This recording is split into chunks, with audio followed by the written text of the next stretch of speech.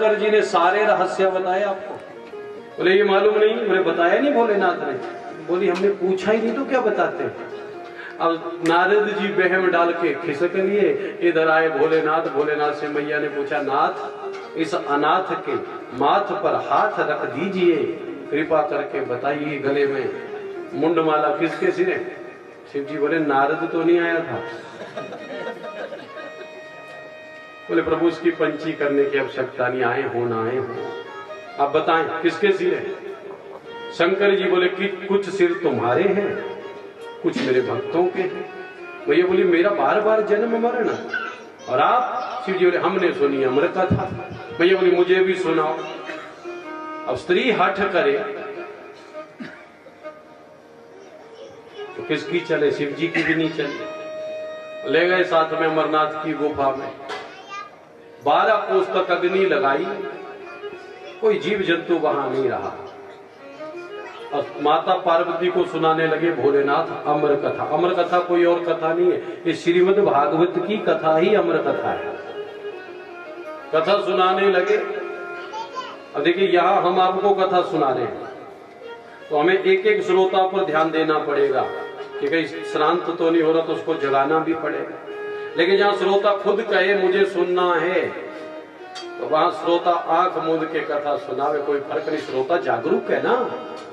तो माता पार्वती बैठ गई श्रोता बनकर, शंकर जी लगे कथा सुनाने आंख बंद करके, अंतर्मुख होकर। अब कथा जब शुरू होती है तो कथा में कथा सुनते सुनते बहुत लोगों का प्रश्न होते हैं पंडित नींद कहाँ लगे कथा सुनते सुनते?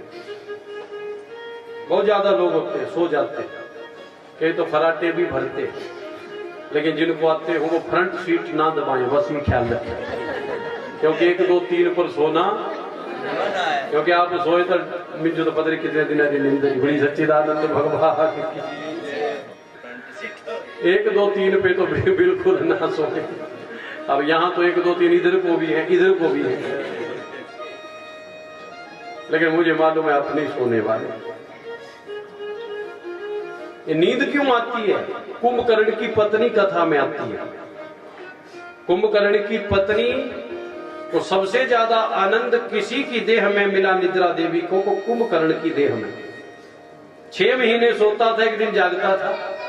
जब राम जी ने कुंभकर्ण का उद्धार कर दिया तो निद्रा देवी बोली, नाथ मेरे पति को आपने मार डाला, मेरा श्राप है, जहां भी आपकी कथा होगी मैं भी आऊंगी, आपका सत्संग भी होगा, जो थोड़ा ढीला दिखा उसके सिर पे मैं बैठ जाऊंगी, और जो सचेत हुआ वो तुम्हारी कथा सुनेगा। तो कुंभकर्ण की पत्नी आई तो मेरे ही साथ थी, तो बूढ़ा पटवारी आया। मैं बोले पार कोई काम नहीं है तेरा, बस ये कोशिश करे पहली चली रही पूरा लगे आवा दे रही है, एक अद्धा ढीला पूछता तो सकिंटा जी पूछी जाती जाएगी। इसलिए आप कोशिश करें कि वो पंडाल से बाहर ही रहे। माताओं सज्जनों, शंकर जी कथा सुनाने लगे, मैया कथा सुनने लगी, सुनते सुनते पड़ गई नींद। देखिए स्कूल में जब गुरुजी पढ़ाते हैं ना, कोई प्रोफेसर लेक्चर दे रहा है और उसका आपके साथ अध्यापक और शिष्य वाला रिश्ता है, तो उसकी बात पर आपको पूरा ध्यान देना पड़ेगा। लेकिन वहां के पिता वाला या पति वाला रिश्ता हो, बोलो तुम थोड़े ढीले हो जाओगे, क्या सोचोगे कोई पापा या करे पूछ लेंगे जी, भूलिए। सही बात है। अब यहाँ कथा कौन सुना रहे हैं? शंकर जी माता पार्वती के पति हैं। अब मैया सुनते सुनते सो भी गई, सो जाऊंगी तो दोबारा बोल दूंगी, फिर सुनाओ, उसमें क्या जाता है। लेकिन मैया को पड़ गई नींद और कथा में मैया भर रही थी हुंकारा। भरते ना, सत्यनारायण की कथा होती है तो बोलते जी जी महाराज। उसका मतलब होता है कि आपने जो शब्द भेजे वो उतर गए, आगे बढ़िए। इसीलिए मैं भी बीच बीच में आपसे पूछूंगा, क्यों? क्योंकि जब आप जवाब दे देंगे तो हमको ये बात पक्का हो जाएगी कि आपको कही हुई बात समझ आ गई। माताओं सज्जनों, पार्वती मैया को पड़ गई नींद, लेकिन जब अग्नि लगाई थी तो तोते की बत्ती, तोते का अंडा नीचे गिर के प्रस्फुटित हुआ, उसमें से एक बाल सुख निकला। ये था राधा रानी का लीला सुख, जिसे श्री कृष्ण के चरित्र को जनमानस तक पहुंचाना था। और सही मायने में हम समझे कथा कौन किसके लिए कर रहा था, बोलो। शिव जी कर रहे थे किसके लिए? पार्वती के लिए। यहाँ कथा हम कर रहे हैं आपके निमित्त। लेकिन याद रखिएगा, कथा एक व्यक्ति के भाग्य से नहीं होती। ये जितने जीव जंतु हैं, कीट पतंगे हैं, हमारे मवेशी हैं, जितने भी कुत्ता बिल्ला जो भी हैं, पशु पंछी, सबके भाग्य से कथा होती है। और आज भी व्यासपीठ का ये अनुभव है, व्यक्ति बैठा हुआ सुने ना सुने, लेकिन कोई ना कोई जीव जंतु सुन रहा होता है। ये शब्द तभी यहां से प्रस्फुटित होते हैं क्योंकि वो शब्द किसी न किसी कारणों के कानों को तृप्त करता है। तो वहां कथा तो हो रही थी साधारण रूप से पार्वती जी के लिए, लेकिन मूल रूप से कथा हुई सुखदेव जी के लिए। पार्वती जी को पड़ गई नींद, तो तोता बोलने लगा, हुंकारा भरने लगा। कैसे? क्योंकि तोता होता है जी रट्टू, घर में पाला होता है ना, तो कहते मिट्ठू चोरी खानी, मिट्ठू जवाब देता है, जो आपने सिखाया वही बोलता है। अब कोई तोता ले आना मेरे सामने जो अपनी मर्जी से एक शब्द बोल दे, नहीं बोल सकता। जो आप रटाओगे वो वही बोलेगा। और तोता बार बार क्या सुन रहा था पार्वती जी के मुंह से? जी जी बारा। पार्वती जी को पड़ गई नींद, तोता हुंकारा, अनुकरण करने लगा। और जी महाराज हो गई तो शिव जी को लगा कि कथा सुन रही है पार्वती जी। कथा पूरी हुई, शंकर जी ने आंख खोली तो मैया पार्वती खराटे भर रही। शिव जी बोले ये हुंकारा कौन भरा था? तो वो बाल सुख। शिव जी त्रिशूल लेके दौड़े पीछे मारने के लिए, लेकिन वो सुख उड़ा और आगे जाकर आंगन में खड़ी थी व्यास जी की पत्नी श्रीमती पीटिका देवी। उनको आई जमाई, आती है ना जमाई, और जमाई में भी बीमारी है क्या? जब भी आती है तो जितना मर्जी कंट्रोल करा, मुंह पूरे खुली नहीं रहना, जितना जी खुल, और रोकोगे तो स्प्रिंग फंस जाएगा यहाँ पर। तो रोकना मत, आएगी तो खोल लेना, बस काली मिर्चों का ख्याल रखना। बोली सच्चिदानंद भगवान। तो वहां आ गई जमाई, और जमाई आई तो सुख को और जगह कोई मिली नहीं, तो जाके मुख में प्रवेश करके गर्भ में चला गया। शंकर जी लौट आए, किसी अबला नारी को बिना किसी कारण के मैं दंड नहीं दे सकता। और माता सज्जनों 12 वर्ष तक गर्भ में रहे। माँ कहती है बेटा बाहर आ जा। सुखदेव जी कहते हैं माँ संसार में आऊंगा तो संसार की माया लपेट लेगी। हम सबको किसने लपेट रखा है? माया ने लपेट रखा है। जिस दिन हम बड़े अच्छे काम के लिए तत्पर होते हैं उस दिन हम माया से परे होते हैं। लेकिन ये माया इतनी दुरत्रया है कि किसी को छोड़ती नहीं। भगवान की माया किसी को भी नहीं छोड़ती। आप हो, हम, कोई दुनिया में कोई व्यक्ति बोल सकता है। जैसे देखो, आप बोल सकते हैं कि मैं बड़ा चरित्रवान हूं, मैं जितेंद्रिय हूं, लेकिन अभी तक आप जितेंद्रिय हो। कल के लिए कौन सी परिस्थिति पैदा हो जाएगी, कैसी परिस्थिति में आप जाओगे, गारंटी थोड़ी है कि रहोगे। उसके लिए तो हर पल आपको तैयार रहना पड़ेगा। जो हम आज हैं वो कल नहीं रहेंगे। इसलिए सुखदेव जी ने कहा मैया मैं संसार की माया में फंसना नहीं चाहता। तो आकर श्री हरि ने वचन दिया मेरी माया का तुम पे कोई असर नहीं होगा। तब जाके जिन्होंने जन्म लिया, और जन्म लेते दौड़ पड़े जंगल की ओर। और जब जंगल की ओर जा रहे थे तो पीछे से पिता व्यास जी जाकर पुकार गए, बेटा रुक जा रुक जा रुक जा। और एक वहां घटना हुई क्या, वहां पर जब व्यास जी पीछे पीछे दौड़ रहे थे, रास्ते में एक सरोवर था, तालाब। वहां पर बहुत सारी देवलोक से आई हुई देवांगनाएं स्नान कर रही थी, निर्वस्त्र स्नान कर रही थी। तो सुखदेव जी जब गए तो वो नहाती नहीं, उनको कोई फर्क नहीं पड़ा। लेकिन जैसे ही व्यास जी गए तो कुछ स्त्रियां पानी की गहराई में चली गई अपना शील बचाने के लिए, कुछ शरीर को वस्त्रों से ढकने लगी। तो व्यास जी ने उनसे प्रश्न किया, देवी हो आगे आगे मेरा पुत्र गया, 12 वर्ष का था, तुम्हें उससे कोई लज्जा नहीं आई, मुझसे बड़ी लाज कर रही हो। तो देवियों ने कहा व्यास जी आप में और आपके पुत्र में दिन रात का अंतर है। क्या अंतर है? आपने संबोधन क्या किया, देवी हो, स्त्रियां है ना, तो देवी शब्द का संबोधन कर दिया।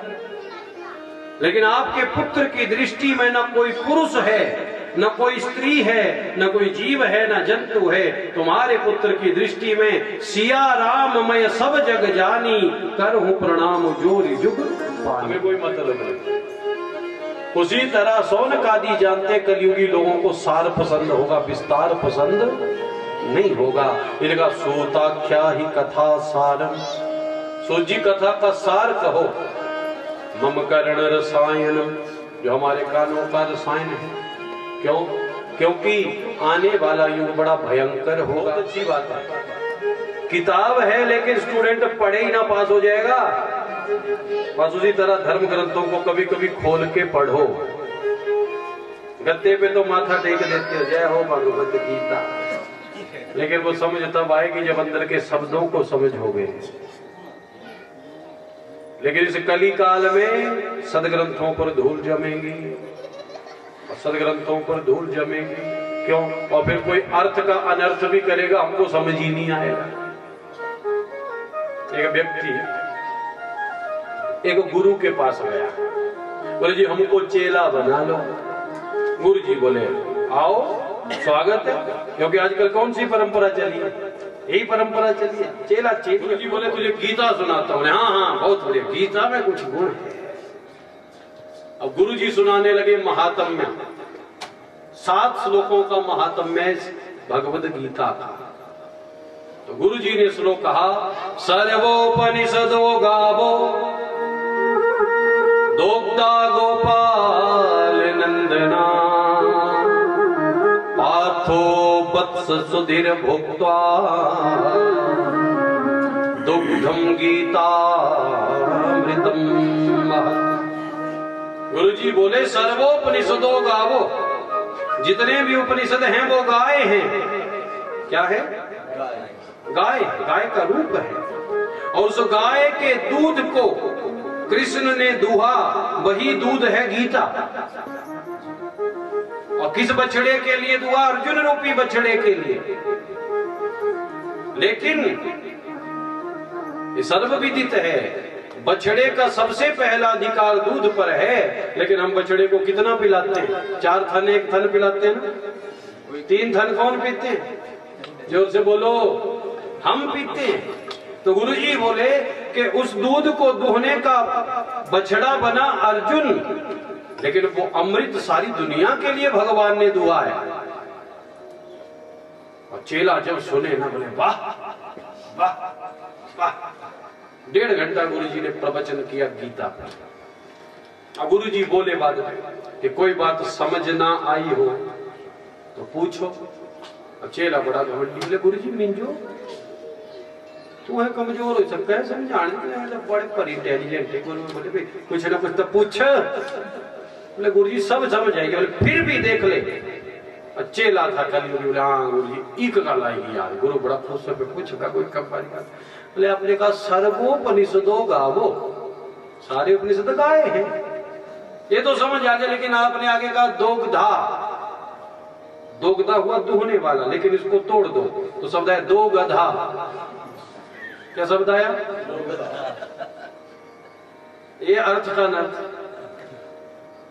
बोले गुरुजी बाकी तो समझ आएगी। बोले 2 गधे कौन थे? गुरु बोले पहला गधा तू करे, दूजा गधा आऊं। तेने जे तेरे वर्गा बना लिया चेला करे, दूजा गधा तू से जितने इंटेलिजेंट होते भी गुरु जो टोल नहीं चली रहा। बोले सीताराम भगवान। तो इन ग्रंथों को अगर हम पढ़ेंगे नहीं तो कई ऐसे धर्म गुरु भी आ गए जिन्होंने अर्थों के अनर्थ करके रख दिए। सौनक आदि कहते महाराज बड़ा भयंकर कली काल आ रहा है। कलिमल ग्रसे ग्रंथ सब लुप्त भये सद ग्रंथ, दम्बिन निजमति कल्पि कर प्रकट किए बहु पंथ। दम्भियों ने कई पंथ पैदा कर दिए। आज कई पंथ हैं, आप देखिए दौड़े लोग, कोई शनिवार को कोई रविवार को कहाँ गए थे? गुरुजी के आश्रम गए थे। बोले गुरुजी का सिखाए? बोले गुरुजी ये सिखाए तुम बड़े विशेष हो, बाकी सब बेकार है।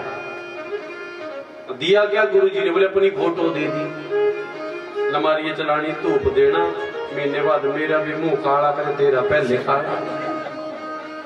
ऐसी स्थिति हो जाए। मैं गुरु परंपरा के बिल्कुल खिलाफ नहीं हूं। गुरु परंपरा भारत की परंपरा है, लेकिन गुरु शिष्य बनाने से पहले 1 साल परखता था। कितने साल? और आज ऐसे ही पंडाल लगा होते हैं, लाख लोग होते हैं, ले लो 5 मंत्र बोले माइक का तीसरा खरा लगा ले लेना पाइए गले च पाइए बोली सच्चिदानंद भगवान। असल में वेद कहते हैं गुरु लेता नहीं है, गुरु देता है। जो लेता है वो गुरु नहीं हो सकता, गुरु तो देता है। शिष्य क्यों आया? खाली घड़ा की कुएं के पास गए, बोलो अब खाली घड़े को गुरु भरेगा कि गुरु को चेला भरेगा? बताओ। आप कुएं के पास गए खाली घड़े लेकर, तो कुआं आप पे उपकार करेगा कि आप कुएं पे उपकार करोगे? बोलो, समझने वाली बात है ना। गुरु देता है, गुरु लेता नहीं। वो अपने जीवन का अनुभव, ज्ञान, सब कुछ शिष्य को देता है ताकि मेरी परंपरा आगे बढ़ सके, मेरा ज्ञान गौण ना हो जाए। समाज के कार्य में असीम का वार है कि मृत्यु का वार होगा। 8वां दिन किसी के पास भी नहीं है। और ये कथा सनतादिक भगवान ने देव ऋषि नारद जी को 7 दिन में सुनाई, तो क्रम चला 7 दिन का।